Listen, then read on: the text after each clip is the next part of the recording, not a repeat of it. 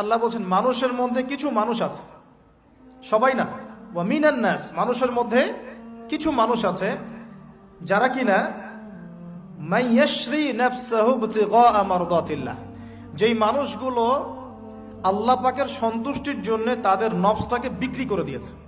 সুবহানাল্লাহ, চারটাখানি কথা না, কিন্তু মানুষের মধ্যে আল্লাহ কিন্তু সূরা বাকারায় বলেছেন শুরুর দিকে, মানুষের মধ্যে কিছু মানুষ আছে যারা মুমিন, কিছু মানুষ আছে যারা কাফের, কিছু মানুষ আছে যারা মুনাফিক, শুরুর দিকে পাবেন। এখানে আল্লাহ পাক বলছেন মানুষের মধ্যে কিছু মানুষ আছে যারা তাদের নফসটাকে আল্লাহর সন্তুষ্টির জন্য বিক্রি করে দিয়েছে। সুবহানাল্লাহ, মানে তাদের জীবনের মূল থিমটাই হচ্ছে আল্লাহ পাকের সন্তুষ্টি অর্জন করা। কোনো কিছুকেই তারা আল্লাহর সন্তুষ্টির উপর প্রাধান্য দিবে না। যদি কোটি টাকার অফার আসে হারাম, সে সেটা রিজেক্ট করবে, আল্লাহ নারাজ হবে। একটা সুন্দরী মেয়ে যদি জেনার অফার করে, সে রিজেক্ট করবে, কারণ সে আল্লাহকে ভয় করে।